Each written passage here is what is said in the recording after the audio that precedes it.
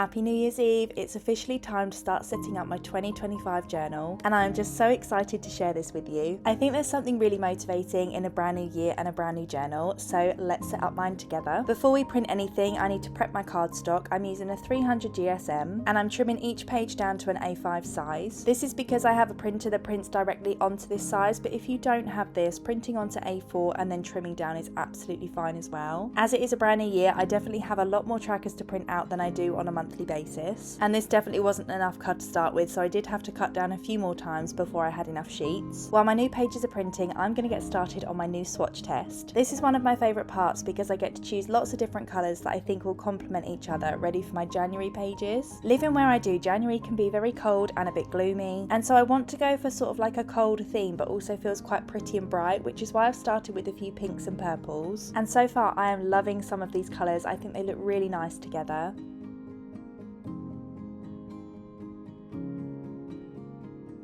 To get that sort of wintry, cold, icy feel, I'm definitely going to need to add in a few blue shades. And if you are using marker pens like I am to fill out your journal, I do recommend doing a swatch test first, mainly because the colours can dry down very differently to what they start off as.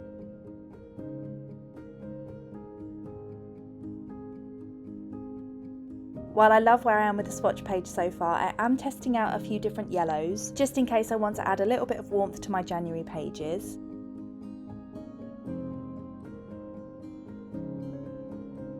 And there you have it, we have a completed swatch test page. I'm loving all of the pinks and purples. I don't know if I'll be able to use them all. This blue is also really nice, and these other two complement each other really well. They feel very cold and icy. I'm not convinced the yellow swatches I've done are working with the other colours quite as well. I think I might just stick to the lighter shades just in case I need that pop of warmth. And now it's time for one of the best bits. All my journal pages have been printed out. I have a lot of trackers to get through, but we're going to start with colouring in my January title page. However, before I do anything, I need to hole punch each page individually. This can be a bit of a process, but I much prefer doing this before I start colouring. This is mainly because previously I've spent ages colouring in a title page. I've been really happy with it, and my hole punch then jammed and it completely ruined the page, so I had to start all over again. But you can do it whichever way works for you.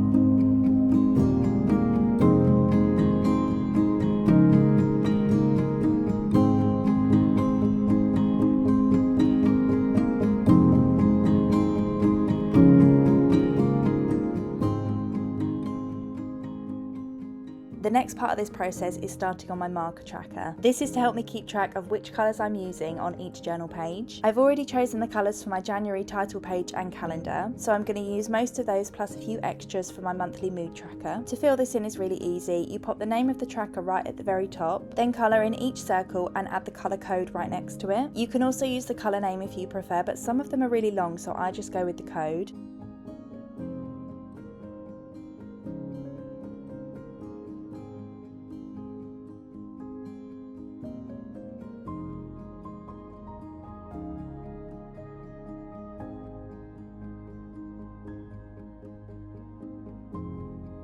And there you have it, my first 4 pages for 2025 are ready to go. I am so happy with how my title page turned out. I didn't need to use yellow in the end. My matching mood tracker is ready to start filling out. I also have a January bingo card, and I'm going to try and do a bingo card every month for this year. And I'm just so happy with how these 4 pages turned out, and now I am even more excited to start journaling tomorrow. And as it is a brand new year, I've decided to treat myself to a new binder. I got this from Amazon and I am just obsessed with the colour. I think it's really pretty and I do love the colour pink. I have decided to set up my journal pages slightly differently this year by using these dividers that came with the A5 binder. I think these will really help me putting my trackers into different sections, which will hopefully make me feel a little bit more organised, and it will be slightly easier to fill out. I've also printed a 2025 cover page, and this journal belongs to page. They're very simple, but I do really like them. And now for the first section of my journal. This is going to be for my yearly trackers. This year I'm going to be using a period tracker, a health tracker, anxiety tracker, fruit and veg tracker. I'll be including herbs and spices in this as well, a spending tracker which I've never used before, a movement tracker which is also new, a weather tracker like I used last year, and my favourite, a year in dots, and this is the one where we rate our days 1 to 5 star. I still need to work out which colours I'm going to use for each tracker, but for now we're going to pop these ones into my binder, ready to go. The next section is going to be for my monthly and morning trackers. I fill out my journal morning and evening, it's just what works for me. And for January I've printed out my daily gratitude, screen time tracker, shower tracker which I love, reading tracker,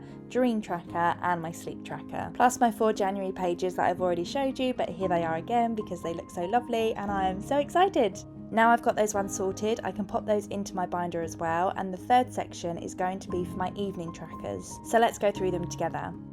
I've printed out a brand new series tracker, a movie review tracker, highlight of the day, happiness tracker which I absolutely love, self-care tracker which I've updated the colours on. I wasn't a fan of the colours I used last month, an energy tracker with an updated colour palette, a fitness tracker, a tea tracker, coffee tracker, water tracker, and my daily habit tracker. Honestly, putting these all together is just making me absolutely buzzing for tomorrow. And you might be thinking at this point, oh, that must be it, but I do have a few more things that I've printed out, starting with my reading tracker section. I really want to try and read a bit more this year, so I've got a To Be Read tracker, a brand new reading tracker, a 50 books challenge which is a bit ambitious for me, but I'm going to give it a go all the same even if it takes me a few years, and my 10 book challenge which I did last year. And my final section is going to be focusing on my savings. I have 2 new savings trackers. I'd love to have a holiday this year, so that's what I'm saving for. Each circle equals £80, and you start at the bottom, and each time you're able to put away that amount you can fill in another circle all the way to the top where you've reached your goal. I love this so much. And the second one is so cute. This is a savings challenge and you have enough little piglets to fill out for every week of the year. I actually can't wait to start colouring this in. I think the piglets are so cute and hopefully it's going to motivate me to save a little bit more. I also love the colour palette that I've used. And there you have it, my 2025 journal is officially ready to go. I hope this video was helpful and I'm wishing you the best for 2025. Thank you so much for following along for my journal journey and all the love and support. It's been amazing these last few months, and I'll see you very soon. Bye!